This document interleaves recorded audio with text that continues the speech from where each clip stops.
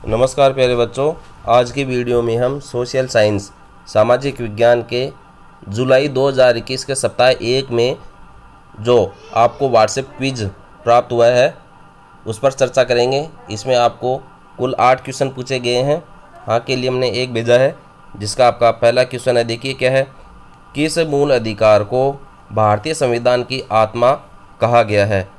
तो प्यारे बच्चों, भारतीय संविधान की आत्मा जो है संवैधानिक उपचारों का अधिकार को कहा गया है।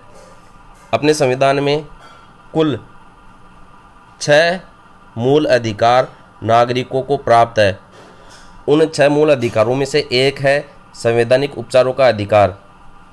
इस मूल अधिकार को भारतीय संविधान की आत्मा कहा जाता है। तो ये इसमें अपना चौथा ऑप्शन सही है, तो 4 अपन भेजते हैं। बात करते हैं अगले क्वेश्चन की। हमारे संविधान में नागरिकों को कितने मौलिक अधिकार प्रदान किए गए हैं। देखिए, मौलिक अधिकार कह दीजिए या आप मूल अधिकार कह दीजिए, दोनों एक बात है। तो हमारे संविधान में देश के नागरिकों को 6 मूल अधिकार प्रदान किए गए हैं। पहले 7 मूल अधिकार हुआ करते थे, लेकिन इसमें से एक मूल अधिकार संपत्ति का जो अधिकार है उसे हटा दिया गया है। अब केवल 6 मूल अधिकार या मौलिक अधिकार देश के नागरिकों के लिए प्रदान किए गए हैं। तो इसमें ऑप्शन नंबर 2 अपना सही है, तो 2। बात करते हैं अगले क्वेश्चन की। सामाजिक उपाधियों का निषेध, यानी कि सामाजिक उपाधियों का निषेध या इसको कह सकते हैं अंत, किस मूल अधिकार से संबंधित है। तो यह एक बिंदु है मूल अधिकार का, जिसमें ये 6 मूल अधिकारों में से किस मूल अधिकार के अंतर्गत आता है, यह बात पूछना चाहता है। तो सामाजिक उपाधियों का जो निषेध है वह समानता के अधिकार के अंतर्गत आता है, इसलिए अपना ऑप्शन नंबर 1 सही है, तो 1। बात करते हैं अगले क्वेश्चन की। निम्न में से कौन एक धर्मनिरपेक्ष देश नहीं है। देखिए, धर्मनिरपेक्ष देश से मतलब होता है जिस देश के संविधान में देश के नागरिक, चाहे वो किसी भी धर्म का हो, उसे उस धर्म से संबंधित सभी कार्यों की अनुमति प्राप्त होती है। तो भारत एक धर्मनिरपेक्ष देश है। और आपसे इस क्वेश्चन में पूछा गया है कि कौन सा देश धर्मनिरपेक्ष देश नहीं है। तो प्यारे बच्चों, पाकिस्तान जो है वह एक धर्मनिरपेक्ष देश नहीं है। वहाँ सभी धर्मों को मान्यता प्राप्त नहीं है, केवल मुस्लिम धर्म को मान्यता प्राप्त है। जबकि भारत में सभी धर्मों के लोग रहते हैं और सभी धर्मों को समान रूप से मान्यता प्राप्त है। तो इसमें ऑप्शन नंबर 3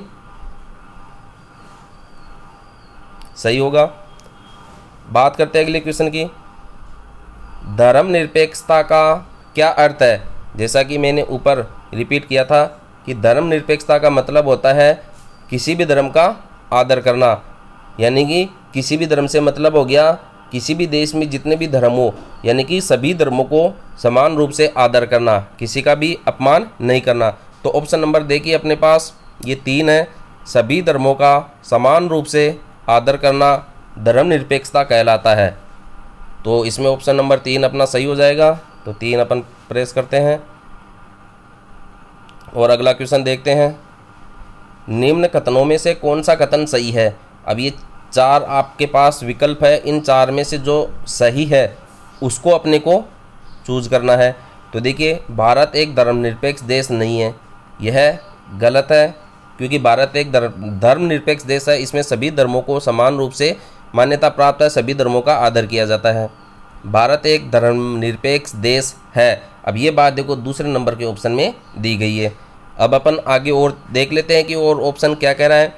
भारत में सिर्फ एक ही धर्म के लोगों को उपासना की स्वतंत्रता है, ये गलत है। सभी धर्मों को उपासना की स्वतंत्रता है।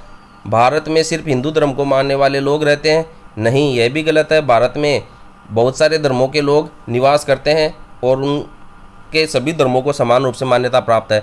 तो ऑप्शन नंबर जो 2 है वह आपका सही है। तो इसमें आप 2 प्रेस करेंगे।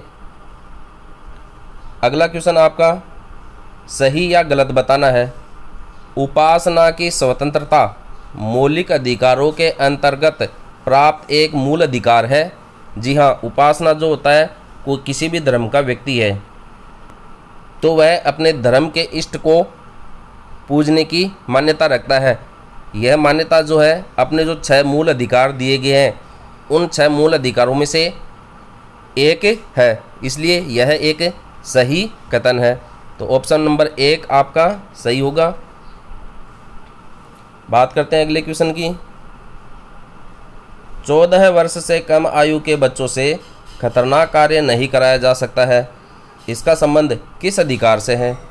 देखिए प्यारे बच्चों, यदि किसी भी व्यक्ति की आयु 14 वर्ष से कम है तो उसे किसी भी जगह पर कार्य नहीं करवाया जा सकता है, यानी कि वह कमाई नहीं कर सकता है 14 वर्ष तक की आयु का बच्चा, क्योंकि भारत के संविधान में 6 से 14 वर्ष के आयु के बच्चों के लिए निःशुल्क शिक्षा का प्रावधान किया गया है और यह शिक्षा लेना उनके लिए अनिवार्य है।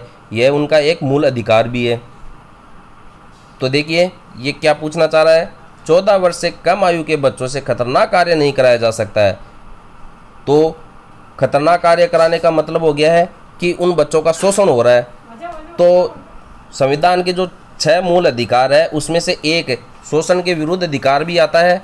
इस शोषण के विरुद्ध अधिकार के तहत किसी भी 14 वर्ष से कम आयु के बच्चों से खतरनाक कार्य आप नहीं करवा सकते हैं, किसी खदान में आप काम नहीं करवा सकते हैं, या और भी जो बहुत खतरनाक काम होते हैं उनमें आप उनको काम में नहीं ले सकते हैं। तो ऑप्शन नंबर 2 आपका इसमें सही होगा। 2। देखिए 8 में से 8 प्रश्नों के सही उत्तर है। अगली वीडियो में हम मिलेंगे। धन्यवाद।